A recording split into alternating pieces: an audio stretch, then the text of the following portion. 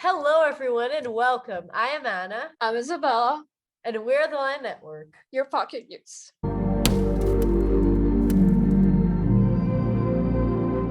So today we're going to bring in someone who is very passionate about music and jazz. He has spent 40 years of his life dedicated to studying jazz and better understanding music and composition. Frank Herzberger is an East Berliner, which started his musical career at the age of 7 with the drums. He plays a total of 3 to 4 instruments and says that jazz is his great passion. He has won various awards in his work with jazz and been a part of the Symphonic Band of São Paulo and our orchestra too. He is currently teaching jazz lessons and spreading his knowledge. We're delighted to have him with us today, and we have a lot to learn from him. Okay, everyone, so this is Frank. Hello. Yeah, thanks for having me. Sure, of course, it's our pleasure. So Frank, we're going to start. We know you've had a big musical career. You started playing the drums at 7 and it just flew on from there. So we have a few questions for you about jazz. So the first one we want to ask is, what got you into jazz? Why do you love it so much? What was the breaking point for you to start? Okay. Actually, it has been a while since I, started to play jazz. I counted now more than 40 years already playing jazz. It's crazy. I started really early.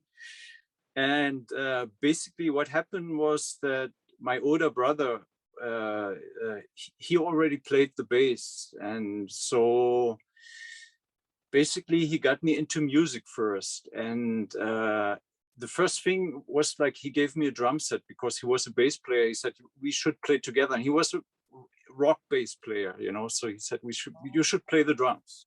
I really loved the bass, so I got his bass and I practiced on his bass when he wasn't at home, and actually I broke his bass once and he was really mad at me because of that.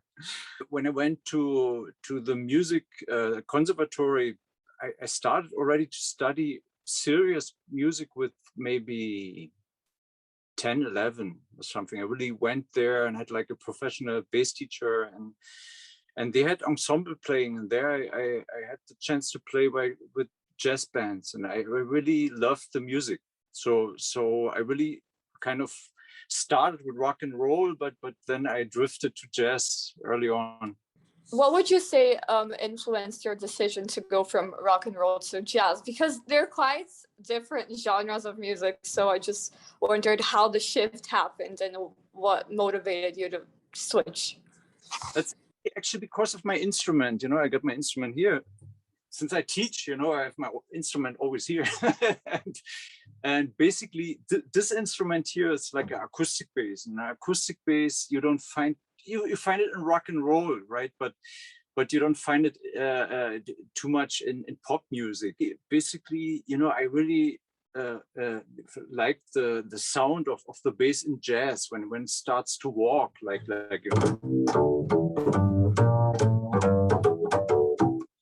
this is something that I really like. Wow, it feels so good, And then I got.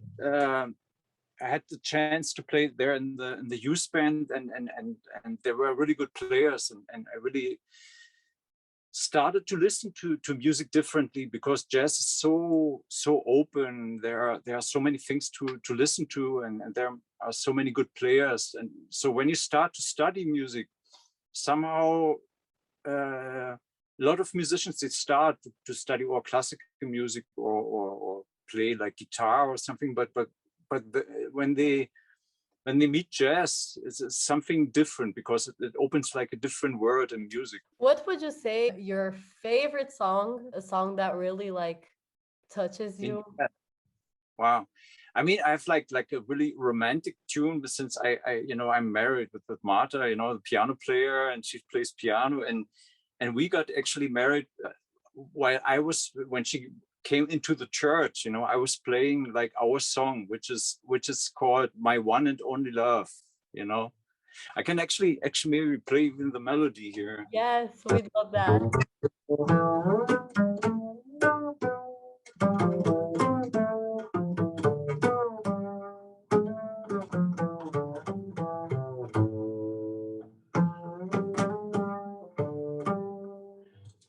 It has really nice lyrics as well. So it's Yeah, nice. beautiful.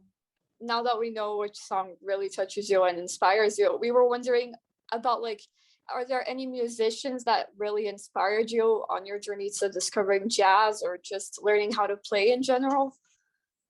Definitely. I mean, if you are into jazz, you really there are some names you have to know. Maybe the first one would be Louis Armstrong. He really actually kind of invented some styles of playing that still people play today, and it still is really important. And then the next person was Charlie Parker and John Coltrane, that really tribute to the music, bringing new ways of improvising. Oh, this kind of actually perfectly leads to our next question, which is, how would you say jazz impacts music nowadays, and how impactful do you think it is? I think it was like Clark Terry, the trumpet player. He said, you know, if you talk about the world is in really bad shape, but jazz is in really great shape. You know, there are so many good musicians around, and there's always like something new happen because jazz is mixing with anything. You know, it's mixing with rock and roll, it's mixing with rap, and there are so many influences that jazz can bring in or influence other music. And nowadays, because you have so great access on in YouTube, you find so many interesting things. Like I'm really surprised sometimes to see little kids playing really nice, like playing really good jazz piano. It's like a challenge. If you go into music and you want to play something that's challenging, then jazz is the right music to play. About playing music, what do you think about composing a jazz song? Like, what steps do you need to take, the knowledge you need to have? Like, what do you think would be the process of writing a jazz song? Basically, when you are a composer, you have really to know really well harmony, and you have to find like a harmonical progression that kind of touches you. And mostly then the melody comes after you have this progression. Sometimes it's the other way around. You have like a melody going on and you say, wow, this melody works nice.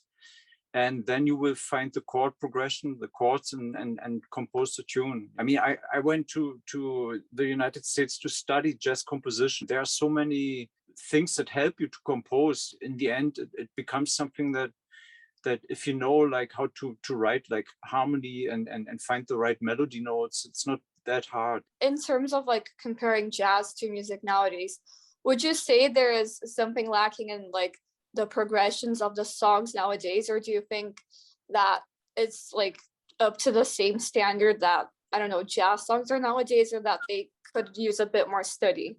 In the 50s, rock and roll came up, you know, people said, you know, music is done. It's basically, you know, because rock and roll was only 3 harmonies, you know, and actually it got worse. It's really a problem that music became no, it's not a problem, but music became much more like a body expression thing. It has to have rhythm. You have to dance to it, you know, so the rhythm became much more important than actually the harmony. Music is changing a lot, and today you have so many different styles and so many different people making music that you know, when there was no radio, for instance, you had to go to a concert or play an instrument to listen to music, and when the radio came, you know, it opened up like crazy. And so there's a lot of good pop music around, but a lot of good harmonies. The media is not helping the good music. It's something that's really important, that people know how to listen to music. Would you say that with these changes in the music industry, that the importance of jazz has changed over the years to up to now? I think so, because the second classical music until after the Second World War, the only music you could study in a conservatory or in a university was classical music.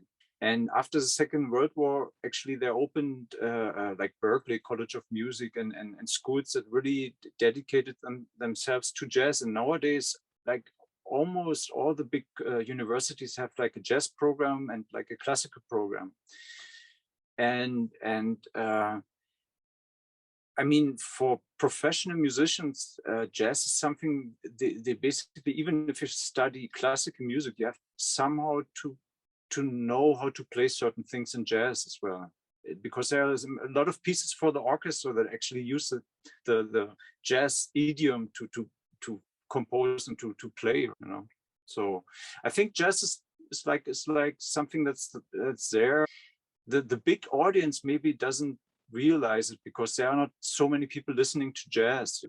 For people that really got into music and they learn how to appreciate, to listen to music, and they can actually identify even the instruments. I had like a really good first grade music teacher. She actually introduced all the instruments, like all instruments, really, from the orchestra and from the big band. And I can hear this because of her really easy. And I thought all musicians hear this, but later on when I studied composition, I found out that even most of musicians, they don't hear the timbre of all instruments. They don't actually identify the instruments. So the level of hearing is really different even between musicians.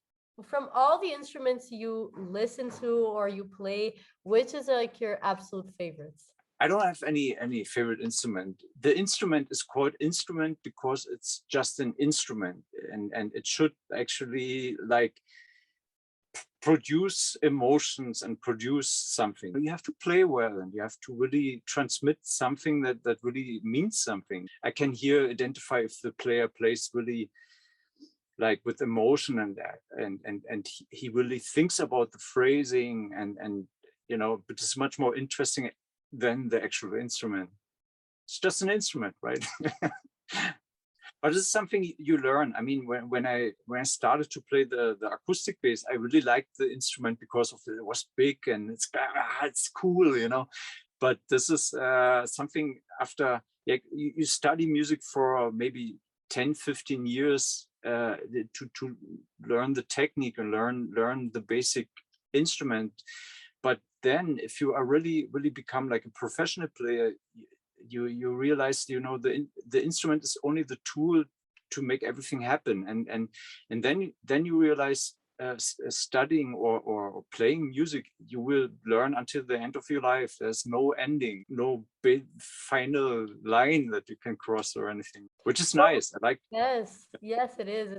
It's very nice, the thought of like always being able to learn something new. I mean, you know, if you are like on any instrument, you are a beginner, just listen to jazz, and if it somehow touches you, then it's okay, you know, and then you should go for it. Well, thank you so much for all your inputs. I really think this will help many people who want to get into jazz and who wants to acquire a better ear for music and just instruments in general. And thank you so much for your time and for agreeing to do this interview with us. I think your passion will transcend into everybody, because in the end, music is all about enjoyment. So yeah, I think your passion is really admirable. So, and thank you very much for being part.